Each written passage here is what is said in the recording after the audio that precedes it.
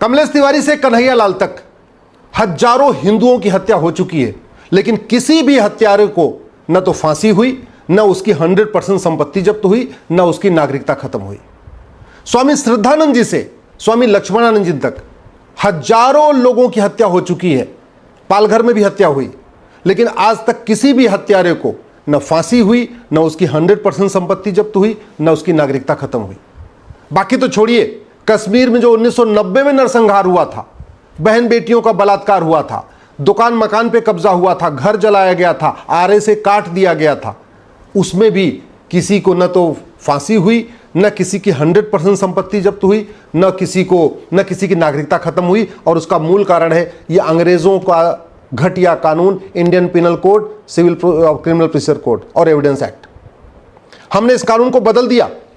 अब नए मुकदमे भारतीय न्याय संहिता के अंतर्गत हो रहे, लेकिन इस अंग्रेजों के कानून और नए वाले कानून में केवल 20% डिफरेंस है। 80% वही कॉपी पेस्ट हुआ है, 80% कॉपी पेस्ट हुआ है। नए वाले कानून में भी नार्को पॉलीग्राफ ब्रेन मैपिंग करने अनिवार्य नहीं है। नए वाले कानून में भी हत्यारों की 100% संपत्ति जब्त करने का कोई प्रावधान नहीं है। नए वाले कानून में भी हत्यारों की नागरिकता खत्म करने का कोई प्रावधान नहीं है।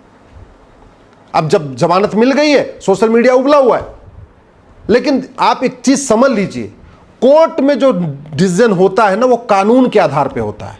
वो social media, Facebook, Twitter, Instagram के वीडियो देख के नहीं होता। वहां पे जो डिफेंस का लॉयर होता है, जो बचाने वाला वकील होता है, वो कानून खोल खोल के दिखाता है, देखिए कानून में क्या लिखा हुआ है, और जज को वो कानून पढ़ना पड़ता है।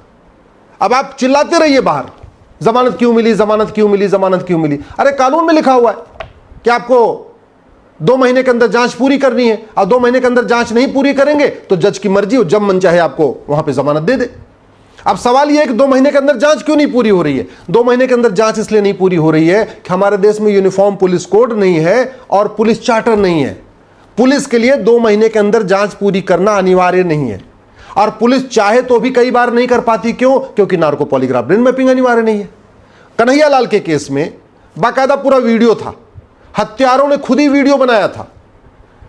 अगर हमारा कानून अच्छा होता तो केवल 2 काम करना था, उस वीडियो की जांच हो जाती कि वीडियो असली है कि नकली। और जब वीडियो असली था तो जो उस वीडियो में लोग थे, इन तीनों का narco test, polygraph brain mapping test कर लेते और उनसे पूछ लेते कि तुमने हत्या किया कि नहीं किया, तुमने हत्यारों की मदद किया कि नहीं किया, तुम्हें किसने कहा था यह हत्या करने के लिए, तुम्हें फंडिंग कहां से आई, तुम्हें मदद करने का वादा किसने किया, सारी बात पूछ लेते।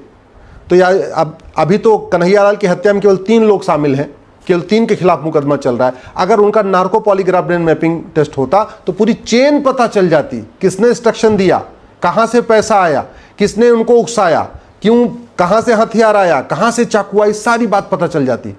और 2 महीने तो छोड़िए, 1 सप्ताह के अंदर पूरी की पूरी जांच कंप्लीट हो जाती, और 6 महीने के अंदर उसको अजीब फांसी भी हो चुकी होती।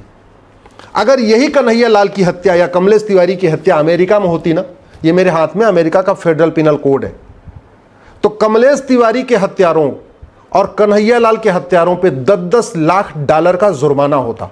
10 लाख डॉलर का मतलब ये हुआ 8 करोड़ रुपए आज के हिसाब से।